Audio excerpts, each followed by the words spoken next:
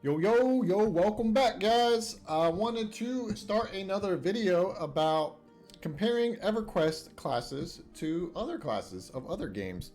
This isn't going to be a direct comparison, but I just kind of want to talk about the philosophy behind the classes in Everquest and why I think they're so good. And it's kind of one of the backbone reasons of why Everquest is still popular to this day. Now, some people might not call it popular, and it's not popular in the sense where there's millions of people playing it, but it's outlasted a lot of MMOs. A lot of MMOs have come and gone over the last 20 some years, and EverQuest is still running strong. And I think class design is a big reason for that. One of the things that's most interesting about the game is every class has their own niche. So and the niche doesn't really change throughout the game. If you're a cleric, you're going to be healing. If you're a warrior, obviously you're going to be, well, those are bad examples. A warrior, obviously going to be tanking, but the difference between like a warrior and a shadow knight is pretty drastic, and the way the two classes feel is a lot different as well. So we're going to go over every class by role, and we're just going to go over some of the distinctions I think a lot of other games could learn from, and what EverQuest has done so well since really the basic game came out. So we're going to go everything by role, so it'll be like tanks, hybrids, casters, and so on. So we'll start off with the priests first. So let's take a look here. We got cleric, we got druid, and we'll go down a little bit more. We got shaman. So all three of these priests, they play completely different, and they actually have different roles within the game too. A lot of games, you'll pick a healer, and any healer's fine. You start a group, and you can start the group. And same thing for raids. A lot of games you can just get some healers, get the raid together, and sometimes you might need a certain healer. One might be slightly better than the other. But in the case of EverQuest, these healer classes are completely different, and they did play completely different roles. Now in a group, they're all kind of the same, and the three things, but they have differences in a group too. And we're going to go over all of that. And we'll start off with clerics here. They're just, the stereotypical healer. They have the best heals, the best AE heals. They have the res, high HP buffs, and they wear plate. All three of these different priest classes, they wear different types of armor. So just that in itself makes them feel very different and unique. And I think your class feeling special to you, or if someone else is looking for a specific class, I think that's really goes a long way in the game mechanics of it being like the reason that it's fun. If everyone feels the same, nobody's having fun. It might be good short term to get a short burst of people, but once people start to realize all the classes are the same or really close, like what's the incentive to play other classes? I have class envy is a good thing. So if every class is super powerful at one specific thing, that shouldn't be nerfed. That should be appreciated. We want different classes to have different things that they're overpowered at compared to other classes. But so getting back to clerics here, and since they're like basically the best healer in the game, they're weak solo. That's their drawback. They're not as good soloers as druids or shamans. So it's going to be a completely different play style if you're looking to solo something, if you're playing cleric versus playing a druid. And talking about druids, they have ports, which is completely different than the other two priests. And I think having a healer class that can do ports is freaking awesome. Like that's a really good game design decision. It makes the class feel very unique, and it's just like a fun extra thing that you can do. It makes you feel versatile, and you can do a lot of different things. And it makes people, especially like if you're boxing one or the Plane of Power books aren't out yet, looking for someone who can port is a really class-defining ability. So having ports, I think, on a druid class is very cool. They're very good at power leveling. The other two classes can power level too, but that damage shield that druids have will give them the edge in power leveling in most situations, just for like a standard power level practice, not necessarily mass power leveling. But in certain situations, it can be good for that too. But that damage shield is really good, and the other power level buffs as well. They fill both a damage and a healing role. Now, a lot of priests can do that in different video games. Druids can do both, and I think that's really good. Now, some of the newer games, I think Final Fantasy, you can kind of do I haven't played Final Fantasy a lot, but I know they can do some damage and some healing and some of there too. But I think having not all the classes, priest classes, be able to do that, but at least like one or two of them being able to do that is really good, because clerics can't necessarily fill both roles. They can't really fill a DPS role. They can add some extra damage, but they're not going to fill the role of a DPS player. And druids can do that a lot more effectively than a cleric could. They're also good kiters, which makes them feel different than both the clerics and shamans. They can't kite. They also have tracking too, which is really huge. I think tracking is, having that on a healer class too, also makes them super unique. Some of the disadvantages though to a druid is, since they're kind of a jack of all trades, there's always going to be another class that can do what they do better in terms of healing and DPS. So they're not the best DPS class, probably not even top 5. Clerics can heal better than them, but they are probably the number 2 healer here in terms of raw healing output. Now, however, shamans get slow, so that kind of makes up for some of the healing output depending on what kind of situation you're in. Shamans also get melee buffs, which clerics and druids don't really get. I mean, druids get like some strength buffs and stuff, but nothing like a shaman gets. They get like avatar and haste. I mean, those are just clearly way better than what the other 2 priests can offer. And they're good soloers too. Like having a priest as a good soloer is, and they do it in a different way than a druid does it. They're gonna, be slow tanking it and doing damage over time, and they can use their pet. They can root stuff if they want. So it's a different play style versus kiting. And they also have a good niche in solo groups in raids. Shamans they have something they can provide everything. So yeah, all these priest classes, they feel completely different when you play them. And a lot of MMOs, they struggle to find that balance that Everquest has. All right, so let's go on to melee. We got Berserker, Monk, and Rogue. And I would say out of all the different roles in this game, melee probably feels the most similar between the different classes. Because for the most part, most of the time you're just going to be doing DPS. You're not going to be using the utility a whole lot. And just hitting auto attack and pressing the discs does feel kind of the same in all the classes to some extent. But there are they feel a little bit different, but for a role perspective, they're probably the most similar out of all the roles. Berserkers, they don't really have any utility at all. And honestly, I think they could have did a better job at designing the Berserker class. Now, they do have really high DPS and high burst damage, which is good, and that can be fun too. But I feel like they're lacking some type of unique class utility. I would like to maybe see something added there.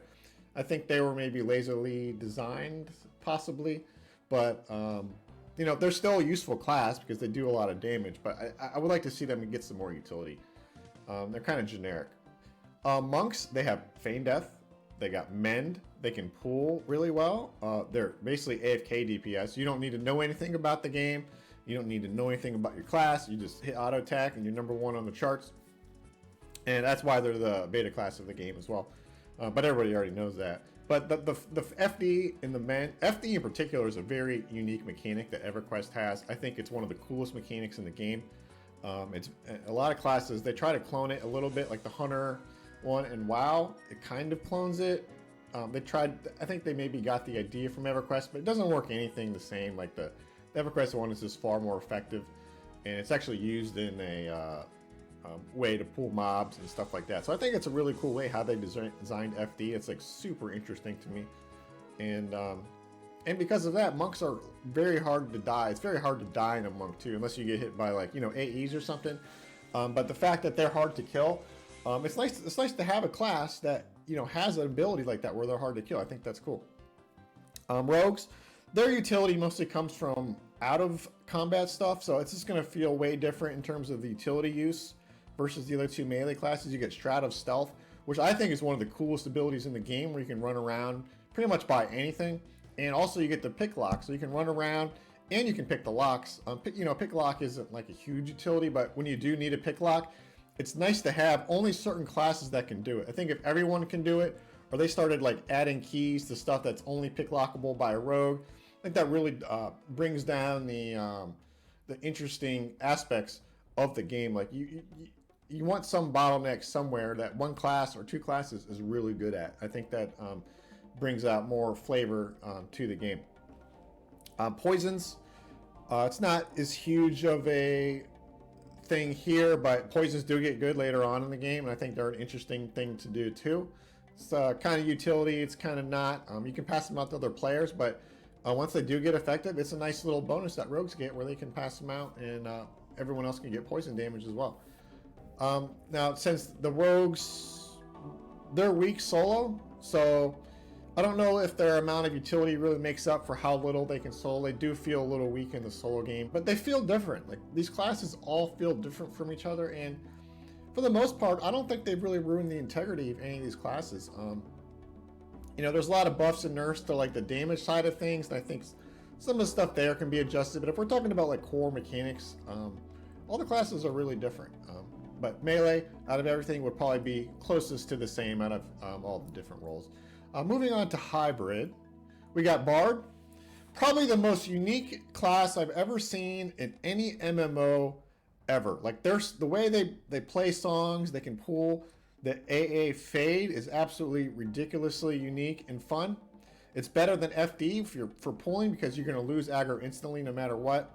It's not better in terms of survivability, probably. FD's probably better for that. But Fade is really good.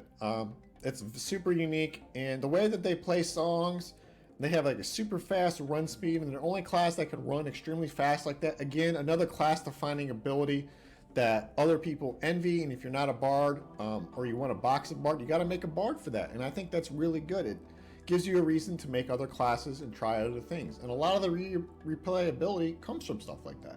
If everyone was kind of the same, no one would make different classes. Again, they have tracking. It's not they have the worst of the three tracking classes, but it's still effective. It's still good, and I think it's good that more than one class could track. If only one class could track, it would be a little bit not enough classes that could do it. I think 3 is pretty good middle ground there, and bards can do a little bit of everything. They can slow, they can haste, they can give mana regen, health regen. You know, you name it, they can do it. They're very high utility class, very interesting, and I don't think any MMO has ever done any type of hybrid class like that as good as Everquest has done a bard. It's a very fantastically well built class. They do require a group to shine, and their melee damage is a little weak, but you're not going to be overpowered in everything, so I think that's fair. But bards are a very cool, unique class. Beast Lords have like a really reliable slow, so versus a ranger and a bard, they have the most reliable slow of the three, and I think it's good. I think they did a good job with the Beast Lord. I'm actually especially like later in the game when the pets get really good and you get all these pet buffs and stuff, they're like a really strong solo class, and they're good in groups too. They got like Paragon, they got Ferocity, again, unique debuffs that the other hybrids don't have.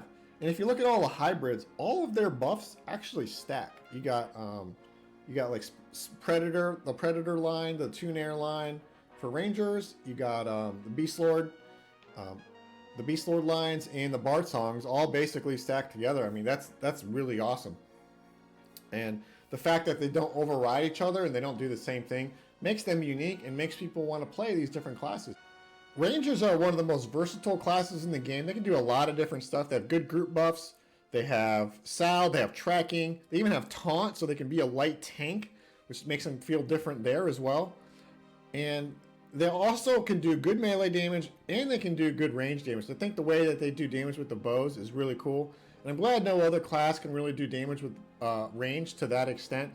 I think giving them the flexibility here on one of the classes is really good. It makes them feel real different. And a lot of people play Rangers because they're actually a really strong class once you get a bunch of gear. So, and they're fun to play, and just having tracking and knowing where stuff around you is located at just kind of like opens up your field of view when you're in a group or something, and you can like be that person to tell people when stuff is up. And it's just like a unique game mechanic that's fun to play while you're doing other stuff in your class. Moving on to casters, we got 4 different ones. Enchainers are different than the other 3 because they're not really damage dealer. They're completely different. They do CC, and they also can do a lot of damage as long as they can charm a pet. But their main focus, you make an enchainer, it's mostly to CC, buff people, and haste people. They have like unique buffs that people really like. They have slow, which will override with the shaman class. But I think if only one class had like a repeatable slow like that, well, I guess Beast Lords have it too, but you need a few classes with that, just so you're not like have to get one class all the time no matter what. I think some of them can overlap, but since slow overlaps enchanters, they have other unique abilities. They have the mana regen, which no other class gets a good mana regen that stacks with the clarity line. They have, or that overwrites the clarity line, so it can stack with everything. They have haste, and I think more than one class having haste is a good thing. And they have charm pets. Now, I do wish they did not nerf charm pets into the ground later in the game, because I feel like, yeah, it's overpowered at times, and it makes them really strong, and everybody wants to play one, but I feel that having a unique ability for your class is what makes the class fun. Every class should have something that other classes should envy. You know, you can sit here and argue about how much damage charm pets should be doing. They probably shouldn't be like maybe as overpowered as they are in some eras. They did nerf them a little bit for some of them, but it still should be a viable strategy for an enchanter. That's like part of what an enchanter can do. And if you take the charm away and there's nothing around to CC, what are you left with? I mean, you're just like a buff bot basically at that point, and you can, you know, or a slow bot. So their effectiveness goes way down, and it relies a lot on charm. So I would like to see charm viable all throughout the game, even if it's not like super overpowered damage, but it's something unique and it makes it fun to play the class. It's like, okay, this class does this. I want to go and play this class for this reason. So I think when they nerf that too hard, or like they did later in the game, is basically made it so bad it's not viable that it takes away the fun of the class. Magician, there's a lot of MMOs, I would say, that are similar to Magician. You got the direct damage with the pets going on, and I think that's a fun role to have. It's still different than every other class within Everquest, so it is a good role. They do have Call of the Hero too, and I'm glad only mages have Call of the Hero, because I think if multiple classes had it, it would basically trivialize it to be toward a point where it's almost meaningless to have it, and it makes the game a little bit too trivial. It's nice to have that Magician around when you need a Call of the Hero. If everyone was able to do it all the time, it would ruin the novelty and the fun of it, and it makes things it would lower the value of a Magician greatly if you started giving that out to every class. So I'm glad only one class has that. And same with Mod Rods. I think Mod Rods is unique. They might have nerfed those a little bit too hard. I mean, back when you can just throw unlimited ones on the ground, that was obviously insane. I feel like they could give Mod Rods a little buff, maybe give them a little bit more mana regen return on them. I think that would be good. But just having damage and pets, it's a unique thing. The mitigation of the Mighty does mess up their aggro and stuff a lot, and I'm not really a huge fan of how that mechanic works. I don't want to go over like ideas for solutions right here, but I just still want to mention that I do think they could do better there with the mitigation of the Mighty and how it works. With aggro, at least on raids. You know, I see why it got nerfed, because you can't have mage pets solo and everything, but I think they can maybe do some work here on that one. But anyways, moving on to Necromancers. Again, this class feels super unique. They have tons of utility. They got life taps, they got dots, and when you first start one, if you've never played one before, they're very interesting class to play, especially if you're leveling up as one. They're really fun to play solo. I love playing a solo Necromancer. But they're just fun to play solo, and they're very unique. And I don't think any other class has done like a Necromancer type class as well as Everquest has done. I think Diablo 2, the original Diablo 2 with Corpse Explosion and stuff, I think that was good too. That Necromancer also feels very unique. But yeah, Necromancers, really good soloing, and they need to go through with that dot revamp though. I would like to see that. That way they're more viable when you're in fast killing groups. So anyways, we'll move on to Wizard. So they can port, and they're just like your Dungeons and Dragons type wizard. I mean, they do tons of damage. They're really fun, and they do feel different than they're probably the closest relative to a mage in terms of class design, but they do feel different than a mage too. So you don't have a pet. You can port all over the place, and I think having two classes that can do ports is really good. Because you don't want to have only one class, because then it would be too hard to find a port. But the fact they gave it to wizards, really good, and they're good kiters too. And they're actually really fun class. And the biggest problem I have with wizards is maybe their aggro is too high, maybe in the early expansions, but really I think the biggest issue isn't necessarily controlling your aggro. It's the downtime you get if you do die from like a raid boss or something like that. Melee can just get res and they're right back in the fight immediately, and they have almost no penalty at all. Wizards, on the other hand, you got to sit there and med for a long time to get all your mana back before the out of combat mana regen comes into play. And I think maybe they should lower the cooldown on Harvest and Harvest of Druzzle, or maybe raise the amount of mana they give. Do something like that, because Wizards really get hit hard when they die. It actually makes it not fun to play the class when you die and your downtime is so ridiculously high that you're just sitting around for like, you know, maybe the next couple raid bosses, maybe a huge chunk of the trash bosses while your raid's clearing, something like that. So I'd like to see a little bit of buff there. But other than that, they're an extremely fun class, and they feel a lot different than pretty much every other class in the game here. So, all right, so now lastly we got tanks. You got Paladin, Shadow Knight, Warrior.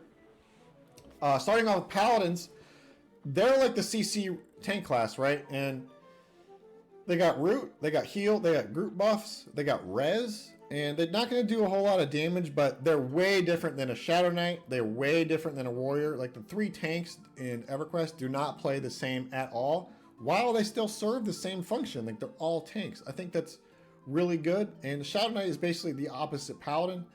You're going to get different types of tools to split mods. Paladins can't necessarily... Well, Paladins actually get lull too, which can help split stuff. But Shadow Knights, they get snare and they get feign death, whereas Paladins are going to have to do it with lull and root. So it's like two different game mechanics to split in two different ways. And Shadow Knights are really self-reliant as a tank. You can do decent damage with them through their damage over times. They get a pet, and they can also generate aggro really well on multiple mobs. Paladins can kind of do that too. Both of the Knight classes are good at getting aggro on different mobs. But the two biggest drawbacks of the Knight classes is they're kind of require more work to box them. You got to keep the spells up, keep your aggro generation going. Warriors don't have to do that. You can just AFK aggro for the most part. You're going to have the better mitigation than Paladin and Warrior, and you're going to have better defensive disciplines. So if you're going to box, a Warrior is a good choice for that. And just like all three of these tanks, they all play extremely different. And I think it keeps it really interesting, because if you're a Paladin, you're kind of wondering, you know, what does Shadow Knights do? If you don't, you know, if you're not familiar with them. If you're Shadow Knight, you're kind of looking at a Paladin, you're like, oh, look what Paladins can do. And if you're a Warrior, you're looking down at both of the Knight classes because you're Alpha Giga Chad. So yeah, I think the classes in Everquest are really well designed. And I think that's one of the best things about this game is everyone is good at something for the most part, and every class feels completely different when you play it.